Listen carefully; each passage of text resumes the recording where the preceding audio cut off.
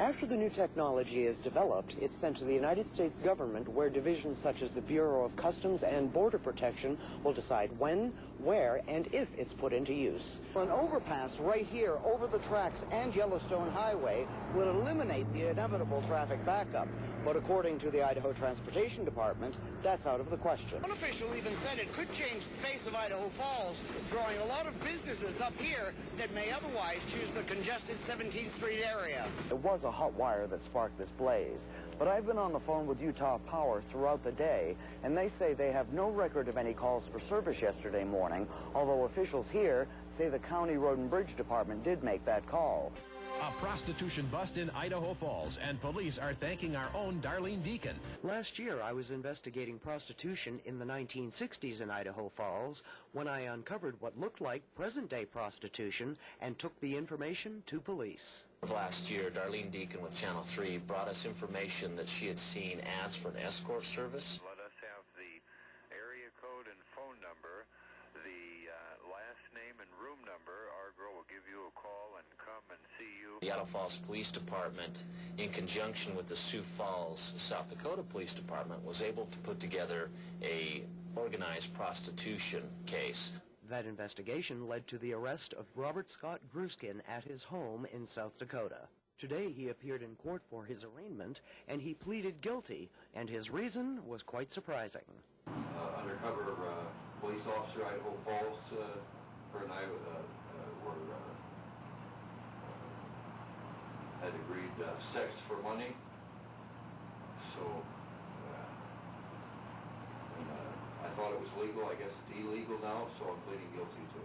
But that's not all. Gruskin had girls working in at least 3 states, including Idaho Falls, and he was collecting money for their prostitution. 2 men have been arrested for soliciting a prostitute at one of our local motels. Greg Ficht and Terry Thomas were cited for prostitution. Darlene's story started out as a look back at the brothels in Idaho Falls in the 1960s and what's still going on today. Take a look at the story that tipped police off to an interstate investigation. Blood, brothels, and beer. It's a mixture many people would rather forget. But not so long ago, the city streets of Idaho Falls were brimming with the mix. Bars, sheep herders, hotel rooms, and the women who worked them were a very real part of the culture.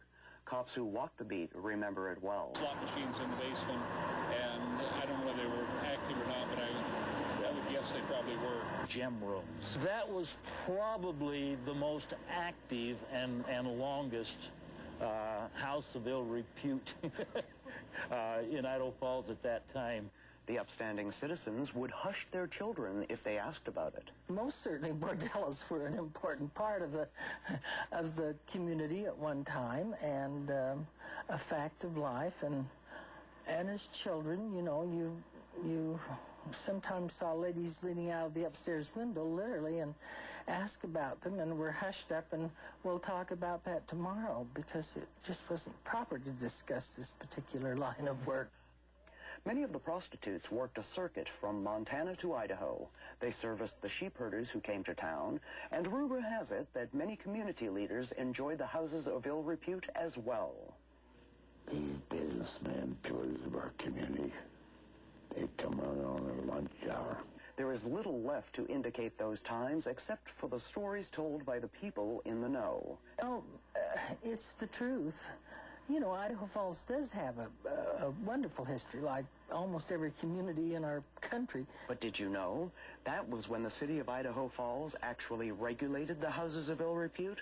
Sheriff Byron Stommel came on the force in 1966. I was shocked when I came on the police department to find out that we had prostitution in Idaho Falls. What the city did to monitor that was if a prostitute came to town, they were mugged and printed. They had a photograph taken, they took their fingerprints, and then they were sent to a doctor designated by the city to make sure that they were healthy enough to do their profession.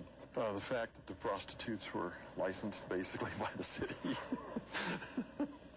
But that wasn't all. They'd have to come down to the station, and we had boarding house licenses, and it was mostly kind of control who was working in them. Maybe it was the revenue brought in by the cost of a boarding house license, or maybe tax revenue. But part of the cop's job was to keep those women safe. The Part of that, our job was to make sure that they weren't abused or beat up or had anything happen to them.